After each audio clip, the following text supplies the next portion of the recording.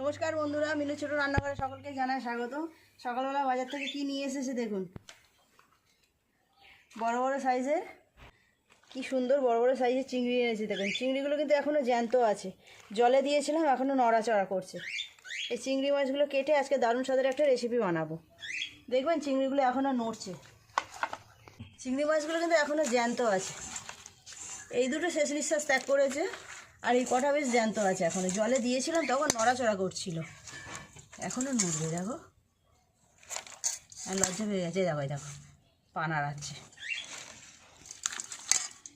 চিংড়ি মাছগুলো আগে কেটে নেব। দারুণ চিংড়ি মাছগুলো, এটা নড়ছে, এখনও জ্যান্ত আছে দেখুন। হাত পাগুলো এখনও ছুটছে। চিংড়ি মাছগুলো কেটে নেব, নিয়ে দারুণ স্বাদের একটা রেসিপি বানিয়ে আপনাদের সাথে শেয়ার করব। এই পা নড়ছে, কীরকম নড়ছে দেখো। এই দেখো, পা কেটে দিয়েছি তাও এখন নড়ছে ডানাগুলো। দেখ, মাছগুলো আগে কেটে নিই।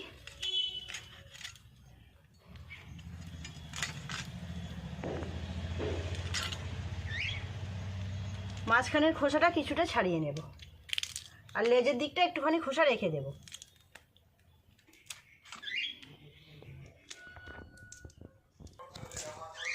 সব চিংড়ি মাছগুলোর ওপরের পিঠের খোসা ছাড়িয়ে নিয়েছি কিছুটা, আর পাগুলো কেটে নিয়েছি। তার মাথাটা কেটে মাথায় যে নোংরাটা থাকে সেটাকে বের করে নেব। এইটাই কাঁচি দিয়ে করলে খুব সুবিধে হয়। এটা কেটে নিলাম। এই যে নোংরাটা আছে, নোংরাটা এভাবে টান দিলেই বেরিয়ে আসবে।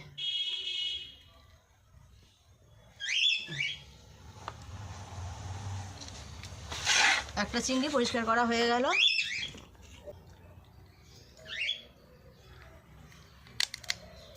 এইখানটা এভাবে কাটলে খুব সুন্দরভাবে নোংরাটা বেরিয়ে আসবে।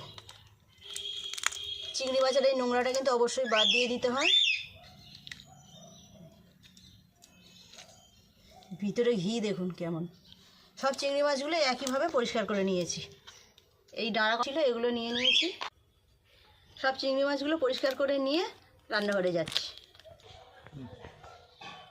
এইখান থেকে এই নোংরাটাও বের করে নিলাম। এই জায়গাটা একটু কাটলে এইখানে যে একটা কালো মতো নোংরা থাকে সেটা বেরিয়ে আসে। এই দেখুন,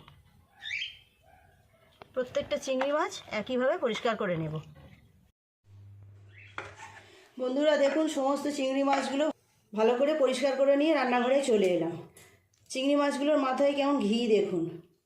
এই রকম গলদা চিংড়ি দিয়ে ডাব চিংড়ি করতেও খুব ভালো, এরকম আবার চিংড়ি মাছের মালাইকারি করতেও খুব সুবিধে। চিংড়ি মাছগুলোর মধ্যে এবার নুন আর হলুদ মিশিয়ে নেব। নুন, আজ আমি এই গলদা চিংড়িগুলোর মালাইকারি করব। গলদা চিংড়ির মালাইকারি খেতে খুব ভালো লাগে। দিয়ে দিলাম হলুদ গুঁড়ো। সব চিংড়ি মাছগুলোর গায়ে নুন আর হলুদটা একটু মিশিয়ে নেব।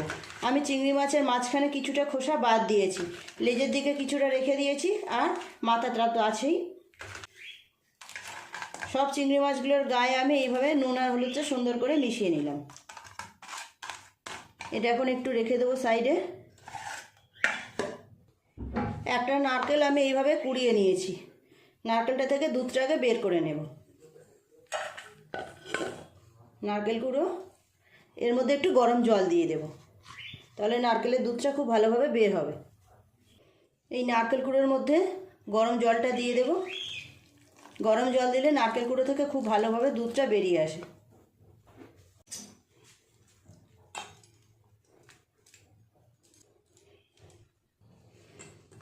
খুব ভালো করে চেপে চেপে এইভাবে নারকেলের দুধটাকে বের করে নেব।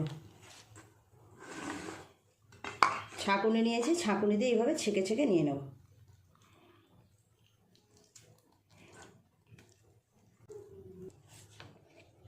সমস্ত নারকেলটা থেকে দেখুন কতটা দুধ বেরিয়েছে। আজ আমি এই চিংড়ি মাছের মালাইকারি তার একদম জল ব্যবহার করব না, পুরো এই নারকেলের দুধটা দিয়েই বানাবো। এই যে নারকেলটা রয়ে গেল, এই নারকেলটা কিন্তু ফেলে দেব না। এই নারকেলটা দিয়ে আপনারা অন্য কোনো রেসিপিও বানাতে পারেন। এটার মধ্যে এটাকে পেস্ট করে নিয়ে এর মধ্যে একটু চিনি দিয়ে বা গুড় দিয়ে নারকেল নাড়ুও বানিয়ে নিতে পারেন। একদম ঝরঝরে হয়ে গেছে। চিংড়ি মাছগুলো আগে ভেজে নেব। কড়াই চাপিয়ে দিয়েছি, কড়াই গরম হয়ে গেছে, দিয়ে দেব সর্ষের তেল। চিংড়ি মাছের মালাইকারিটা আমি সর্ষের তেলেই করব। সর্ষের তেলে করলে খুব ভালো স্বাদ হয়। আপনারাও চেষ্টা করবেন যখন চিংড়ি মাছের মালাইকারি করবেন সর্ষের তেলেই করবেন। তেল গরম হয়ে গেছে, এক এক করে চিংড়ি মাছগুলো ভেজে নেব। সব চিংড়ি মাছ একসাথে দেবো না, অল্প অল্প করে দিয়ে ভাজবো। খুব বেশিক্ষণ ভাজবও না, 2-1 মিনিট একটু উল্টে পাল্টে নিলেই হয়ে যাবে। চিংড়ি মাছ ভাজা হতে বেশি সময় লাগে না। এই পাঁচটা ভাজা হয়ে গেছে, উল্টে অপর পিঠটাও ভেজে নেবে। হালকা এরকম লাল রং ধরলেই হয়ে যাবে। এই চিংড়ি মাছগুলো ভাজা হয়ে গেছে, তুলে নেব।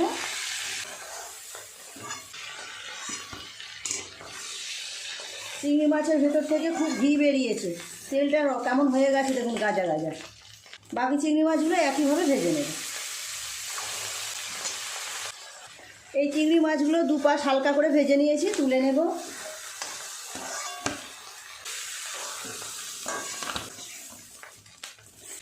এই তেলের মধ্যে আরেকটু তেল দিয়ে দেব। ফোড়নে দেব একটা শুকনো লঙ্কা, দারচিনি, লবঙ্গ, এলাচ।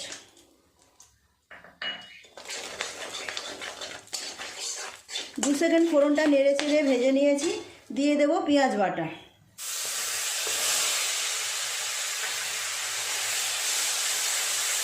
চিংড়ি মাছের মালাইকারিতে পেঁয়াজটা এইভাবে গ্রেট করে দিতে পারেন বা বেটে দিতে পারেন, তাহলে গ্রেভিটা খুব ভালো হয়। পেঁয়াজটা একটু নেড়ে চেড়ে ভেজে নেব। পেঁয়াজটা একটু নেড়ে চেড়ে ভেজে নিয়েছি, দিয়ে দেবো আদা রসুনের পেস্ট। আদা আর রসুন একসাথেই পেস্ট করে রেখেছি, দিয়ে দিলাম 1.5 চামচ মতো।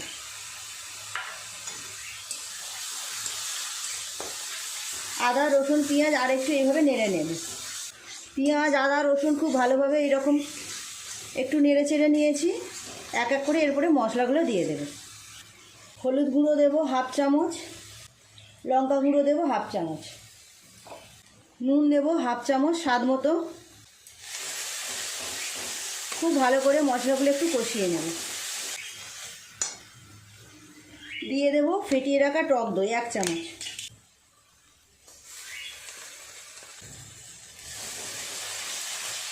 সমস্ত মশলাটা কিন্তু খুব ভালোভাবে এইভাবে কষিয়ে নিতে হবে। দিয়ে দেব চিনি। চিংড়ি মাছের মালাইকারিতে একটু মিষ্টি মিষ্টি খেতেই বেশি ভালো লাগে। ছোটো চামচের 1 চামচ পরিমাণ চিনি। কাশ্মীরি লঙ্কার গুঁড়ো 1 চামচ।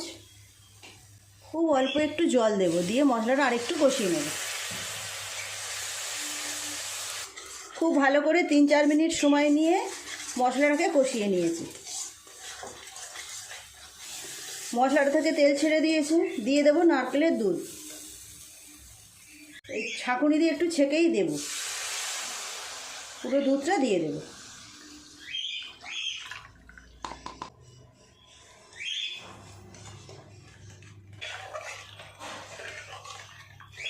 গ্রেভিটা খুব ভালোভাবে ফুটে গেলে দিয়ে দেবো চিংড়ি মাছগুলো। খুব ভালো করে গ্রেভিটা ফুটে গেছে, দিয়ে দেবো এক এক করে ভেজে রাখা চিংড়ি মাছ।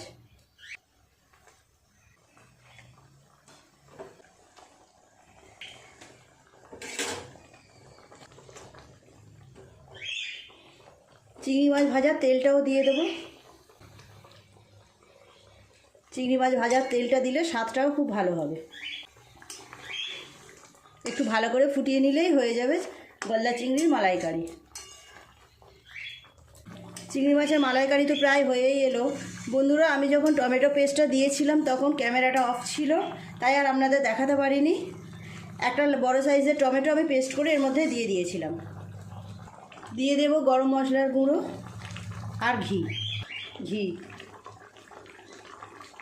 হয়ে গেল, এবার নামিয়ে নেব। কত সহজে কত তাড়াতাড়ি হয়ে যায় দেখুন চিংড়ি মাছের মালাইকারি। অসম্ভব সুন্দর খেতেও হয়। আর একটু গ্রেভিটা কমিয়ে নামিয়ে নেব। আপনারা চাইলে এইরকম গ্রেভিও নামাতে পারেন। চিংড়ি মাছের মালাইকারি পুরোপুরি রেডি, নামিয়ে নেব।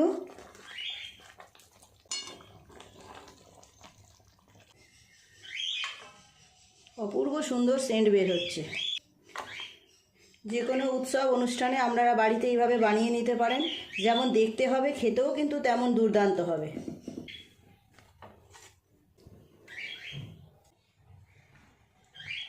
বাড়িতে কোনো অনুষ্ঠান থাকলে আপনারা এইভাবে বাড়িতে বানিয়ে নেবেন।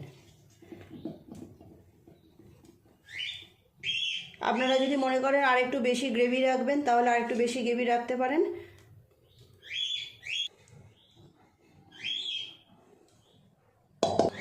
কেমন দেখতে হয়েছে দেখুন বন্ধুরা, অপূর্ব সুন্দর কালার এসেছে, গন্ধও বেরোচ্ছে দুর্দান্ত।